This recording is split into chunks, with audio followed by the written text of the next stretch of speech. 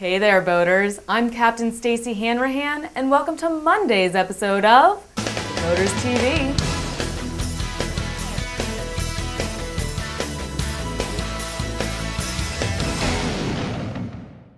First up, our Captain's Caption photo was provided by Jesse Christ. We'll reveal the caption of the day at the end of the show. Now let's see what's splashing around in nautical news. In today's nautical news, I'd like to update you on a few stories we reported on in previous episodes. The kite-driven cargo ship MS Beluga Skysails successfully completed its maiden voyage from Germany to Venezuela in early February. The ship's auxiliary propulsion system substituted for 20% of its engine's power. That translates to an average savings of 2.5 tons of fuel and $1,000 a day. The maiden voyage began a 12-month trial phase, and future plans include replacing the current 160 square meter sail with one twice its size to reduce carbon emissions even more. Well, things continue to get worse for John J. Cota, the pilot of a Chinese cargo ship that sideswiped the Bay Bridge last year, spilling more than 50,000 gallons of fuel oil into San Francisco Bay. Already facing charges of criminal negligence and violating environmental laws, Cota has now been charged with making false statements to the Coast Guard concerning his medications and medical conditions. Meanwhile, 6 Chinese crew members from the Cosco Busan are not allowed to leave San Francisco as they are classified as material witnesses in the criminal case against Cota. And the drama surrounding Petra, the black swan that fell in love with a pedal boat, continues on. After moving to a German zoo with her plastic bow, she quickly left it to build a nest with a live white swan. But feathers must have been ruffled because the male swan abandoned Petra in March, leaving her looking lonely, according to zoo officials. So she has been reunited with the boat. Who's to know where this swan soap opera will go next? Coming up in Bosun's Locker, Petra's love interest has a popular cousin.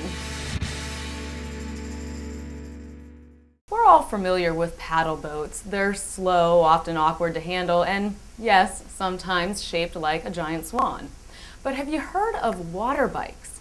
They're like paddle boats on steroids. Faster, more stable, and a lot more fun. Water bikes are becoming popular as a form of water entertainment that's both healthy and environmentally friendly. Recognizing the popularity of cycling and spinning, water bike creators thought, why not float the concept? Water bikes have a simple design. The pedals turn a drive shaft attached to a propeller, and the handles turn a rudder. Most designs go between 4 to 8 miles per hour, depending upon how hard the user pedals, as well as wind conditions. The Hydrobike and the itBike are 2 brands of water bikes I found online. Hydrobikes can be rented from resorts, parks, and marinas throughout the US and Canada. They come in either a 1- or 2-person configuration, and Hydrobikes are endorsed by the YMCA. itBikes have a sleek look and weigh only 75 pounds. They can be used in 3-foot waves and 25-knot winds. Both brands have detailed websites with lots of helpful information. Water bikes are used for aerobic exercise, a vessel to fish from, or simply for a leisurely stroll. For more information on Hydrobikes, go to www.hydrobikes.com, and to check out the itBike, go to www.itbikes.com.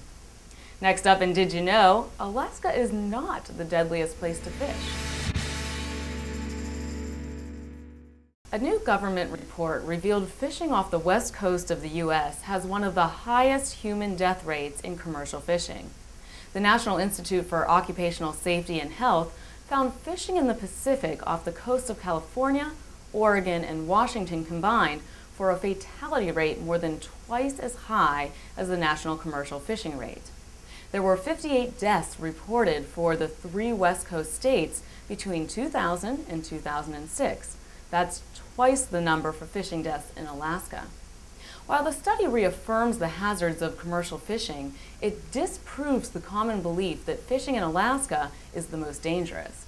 The popular Discovery Channel show, The Deadliest Catch, has highlighted the dangers and hard work of commercial crab fishing in the Bering Sea over the last few years. Lessons can be learned from initiatives taken in Alaska that have reduced fishing deaths in recent years, including pre-season safety inspections, emergency training, and always having life rafts aboard. Most fatalities occur when ships sink or capsize, while falling overboard is the second leading cause. Seattle's annual Fishermen's Memorial Service was held earlier this month. Every year, the names of fishermen who lost their lives while working to provide us with food are added to the base of a bronze and stone statue. Nearly 700 Seattle men and women are honored at the memorial. For more information on the hazards of commercial fishing, go to www.cdc.gov/NIOSH. Now it's time to reveal Stacey's TheVoters.com Sealebrity Profile Pick of the Day, which is Captain Lisajoy and her 32-foot well-craft Sea Angel.